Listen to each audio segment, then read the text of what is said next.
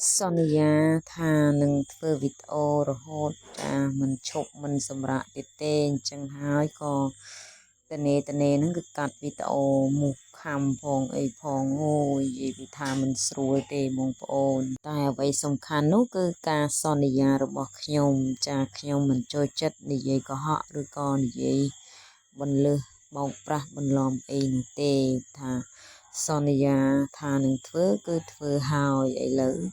ធ្វើមុខខំជើងខំដៃអូយពេញខ្លួនអស់ហើយអ្នកអើយហើយវីដេអូហ្នឹងក៏សូមអរគុណច្រើនដល់បងប្អូនដែលធ្លាប់លេងជាមួយនឹងខ្ញុំណាគាត់បានខមមិនប្រាប់ខ្ញុំឲ្យខ្ញុំចាដាក់ឲ្យរឿងធំបន្តិចចឹងឥឡូវគឺដាក់តាមបំណងរបស់បងស្រីបងប្រុសហើយចាកាត់តវីដេអូហ្នឹងគឺរឿងធំបន្តិចជាងមុនបន្តិចហើយដាក់ទំហំហ្នឹងណា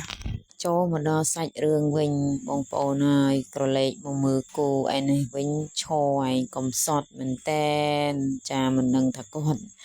កំពុងតែគិតអ្វីទេបងប្អូនរីឯឆ្កែនេះក៏អញ្ចឹងទៀតទឹកមុខឲ្យស្រពោនដូចគ្នាថ្ងៃហ្នឹងគឺមកចិត្តខ្ញុំនឹងឲ្យខ្ញុំអើក្បាលឲ្យគេបងប្អូនចារាល់ថ្ងៃហ្នឹងគឺអញ្ចឹងណាគឺឲ្យទៅយប់ឡើងរត់មកឲ្យរត់មកអើអញ្ចឹងទៅ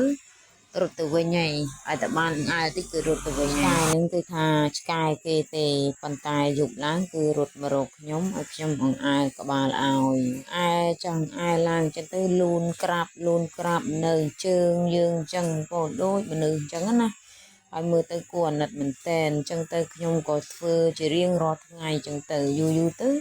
គេស្គាល់បងប្អូនឲ្យតែឃើញគឺរត់ហើយឃើញគឺរត់មកទោះបីតែខ្ញុំមិនហៅក៏គេរត់មករកខ្ញុំដែរហើយអាសូរតែខ្ញុំនឹងចូលចិត្តសត្វទៅបងប្អូនខ្ញុំមិនចូលចិត្តសត្វទេនិយាយតាមត្រង់ជាពិសេសឆ្កែនឹងហើយគឺមិនចូលចិត្តទេដោយសារគាត់ព្រោះគាត់អីអញ្ចឹងទៅមើលទៅគួរឲ្យខ្លាចអញ្ចឹងខ្ញុំមានអារម្មណ៍មួយថាអត់ចូលចិត្តគាត់ទេតែដល់ពេលដែលបានស្គាល់វាហ្នឹងគឺខ្ញុំអត់សូវខ្លាចទេបងប្អូនវាចូលចិត្តមកចិត្តយើងលូនក្រាបឲ្យយើងអើក្បាលអីធម្មតាអញ្ចឹងទៅក៏ដូចជាមានរឿងអាណិតវាអញ្ចឹងណាប៉ុន្តែវាអត់ភ្លេចផ្ទះវាទេបងប្អូនវាចេះណាឲ្យមកលូនក្រាបមករកយើងបានតែមួយផ្លែទេគឺវាទៅផ្ទះវាវិញហើយឥឡូវកំពុងនៅចិត្តខ្ញុំនឹងហើយចេះណាចេះត្រង់ថា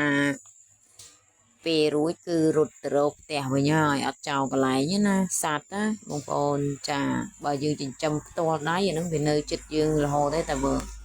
គ្រាន់តែ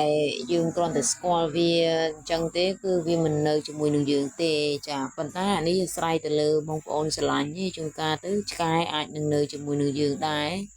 បើសិនតែយើងឲ្យវាស៊ីឲ្យអីរាល់ថ្ងៃទៅគឺវានៅជាមួយយើងហើយទោះបីជានៅជាមួយម្ចាស់ក៏ដោយ